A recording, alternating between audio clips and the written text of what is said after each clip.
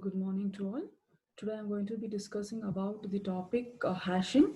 This is the part that is a chapter 1 of module 5 in our file structures.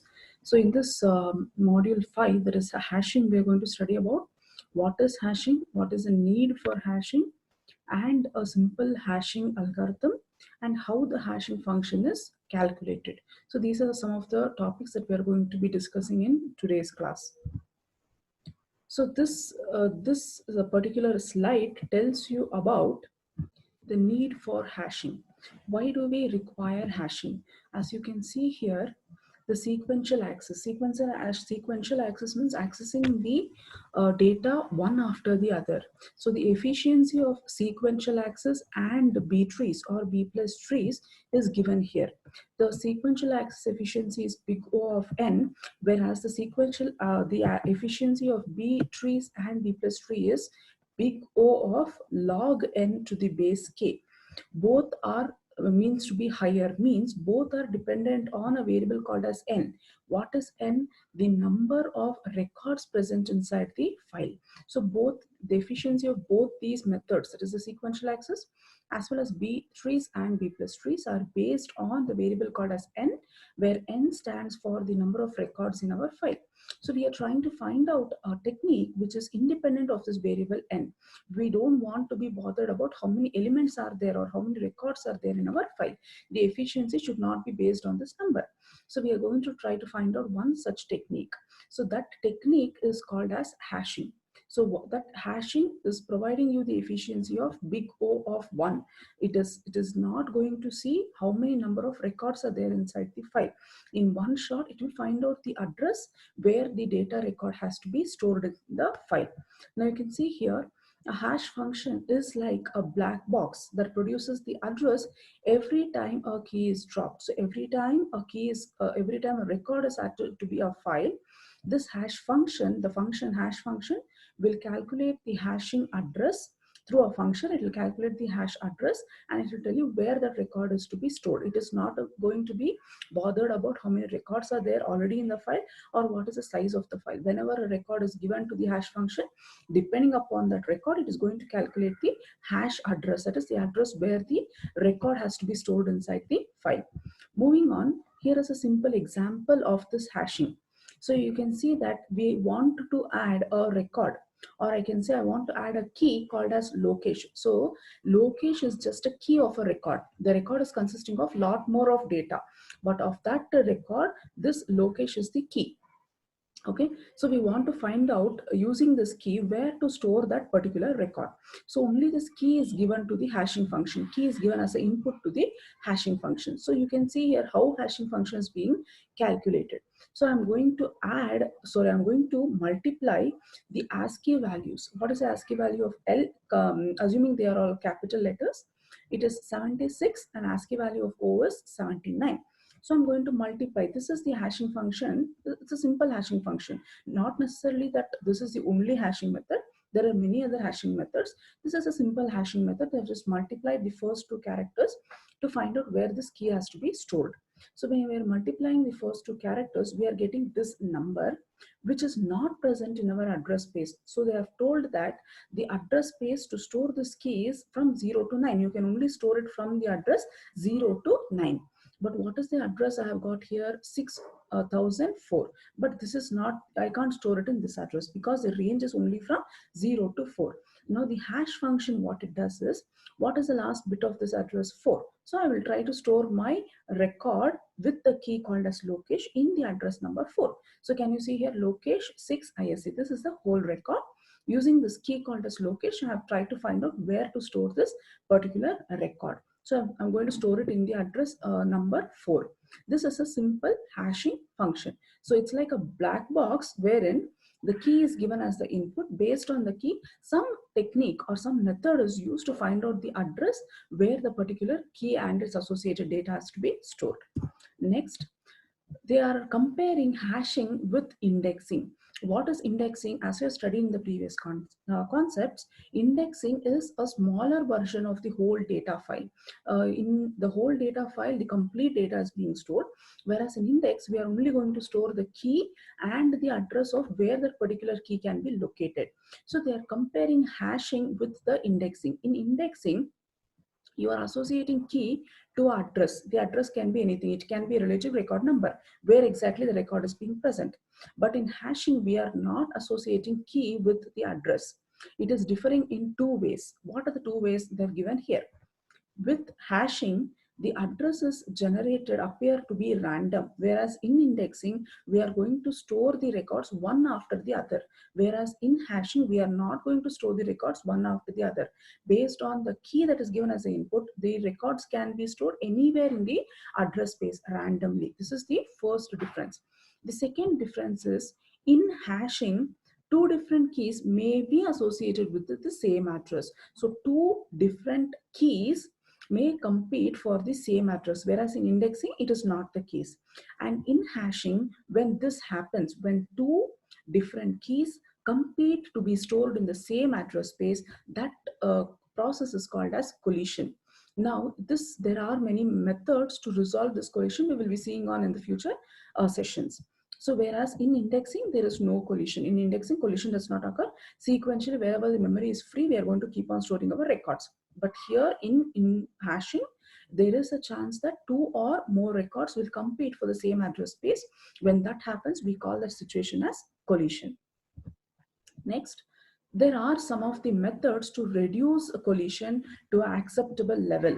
There are certain methods you can see to stop a collision. What are those methods? Here, only few methods are being listed. Few more we are going to discuss in detail. This is just a little bit of details I've given about methods to reduce collision. First one is spread out records. Second is use extra memory. Third is put more than one record at a single address. So by the names itself, we are able to understand what is this way. What is the meaning of spread out the records? You can see here.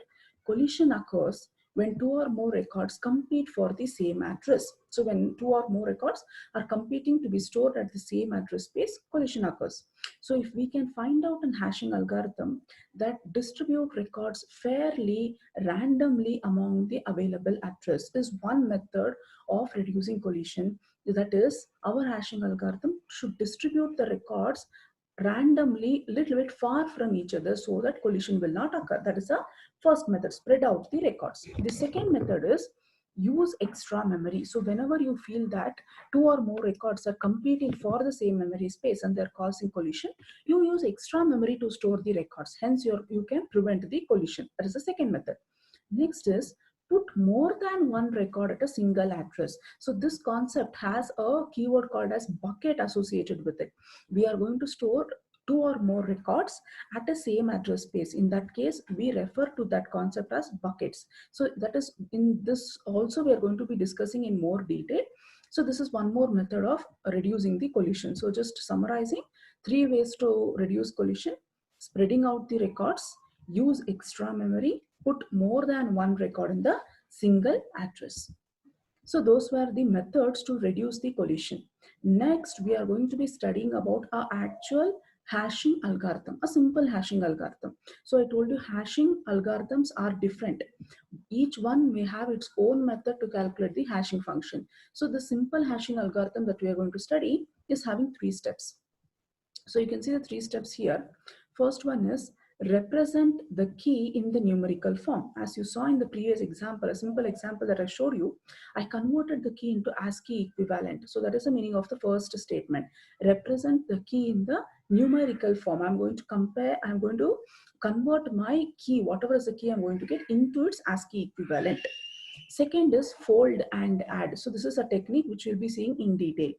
Third one is divide by a prime number and use the remainder as the address. So there are 3 steps in this hashing algorithm. We are going to see each step in detail with the example. So what was the first step? Represent the key in the numerical form. What did I tell about this step? You're going to convert your key into ASCII equivalent. And here I am assuming that we are using variable length records. Okay, so you can see here, if a key is a string of characters, take the ASCII code of each character and use it to form a number. And we are assuming that each key occupies certain number space. Let's assume here as 12. So if your key is less than 12, then fill up the extra space, whatever is the extra space available, you're going to leave blank space for that. Even that blank space has to be converted into ASCII characters. So you can see here, the key that they are trying to insert is Lowell. They're all in capital letters. So how do you convert it into ASCII equivalent? The ASCII equivalent of capital L is 76, O is 79, W is 87, E is 69, next double L is 76 and 76. So how many letters are there? 6 letters are there. The next 6 letters, because we are assuming that our key should be minimum of 12 characters. If it is less than that, the rest 6 characters will be filled with space, blank space. Now, even you need to convert the blank space also into ASCII equivalent. So the ASCII equivalent of a blank space is 32. So I've added 6 blank spaces. So 632 characters I've added. This is the completion of first step. I have represented my key in the numerical form. This is the numerical form of my key. We will go to the next step. What was the next step? Fold and add. So here you can just see what is fold operation. In the next slide, you can see the add operation. What is the meaning of fold? I'm going to combine two numbers as one digit. How do I combine? What is the first 2 digit here? 76, 79. Have I combined it as first digit? Yes. Next, 87, 69. I have combined it as the second digit. Next, 76, 76. I have combined it as the third digit. Next, 32, 32. I have combined it as the fourth digit. So this is called as folding. So I'm going to fold all the numerical letters and make them as 4-digit numbers. Now, if you can add all these values, it should not exceed this numerical value 32,767, because in some microcomputers, if the value is going to exceed this, it will cause some stack overflow errors. So you should just make sure that the addition of these values should not exceed this integer number. But here in our case, it is exceeding this number. You are getting, if you are going to add all these numbers, you are going to get 33,820. So you should now do another operation so that it is not going to exceed this particular integer number. Now we will see what is the next step. So what was the next step here? Fold operation we have seen. What is the next step? Add operation. Now we will see the add operation here. Now, assuming that keys contain only blanks and uppercase alphabets. Now here in our example, we are assuming that the keys that are given are all in uppercase and only blank space are there. So the largest addend is 1990. That means the largest character in the alphabetical order, that is Z, is equivalent to 90. So Z and Z, 2 digits if you have to take, it is 1990. This is the largest possible number. Now suppose we choose 19,937 as our largest allowable intermediate result. So we are going to divide this number. We are going to divide this number and assume that this is the integer that is largest allowable intermediate results. So this number differs from our 32,767 by 1990. So how much is our, it is differing from 32,767 by 1990. So no new addition will cause overflow. So we have to make sure that, ensure that the intermediate result, that is the add operation result, whatever you are going to get, should not exceed 19,937. So how are you going to ensure? By doing the mod operation on the addition. How do you perform that? You're going to add the numbers. Here you have divided the numbers into 4 digits. Now you're going to add 7679 plus 8769. So you are going to get a number 16,448. So this number, this is called as the intermediate result. It should not exceed this. How do you make sure? By using the mod operator. So 16,448 mod 19,937. What will be the value? It will be 16,400, because a smaller number modulus a larger number will be the smaller number again. So you are going to have, this is the result. Now take this number 16,448 plus What was the next number? 7676. So I have added here plus 7676. What is the number? 24 124. This is obviously greater than 19937. So what I'm going to do, take the mod operation and take the remainder. What is the remainder? 4187. So this added with the next integer, that is 76, sorry, not 3232. So this 4187 plus 3232 will get a number which is not exceeding 19937. You're going to keep it as it is. Again, 7419 added with next 3232. You're going to get a number not exceeding 19937. Keep it as it is. Next, again add the next 3232. You're going to get 13883, which is again not exceeding 19937. So this is the final operation you have got from your fold and add operation. So you have folded the numbers, you have added the numbers. This is the final result you have got from step 2. Now we will go for step 3. What is step 3? Divide the size of the address space. What is address space? They have told us, we have assumed that our address space is having only 0 to 99. So what is the total number of address space available?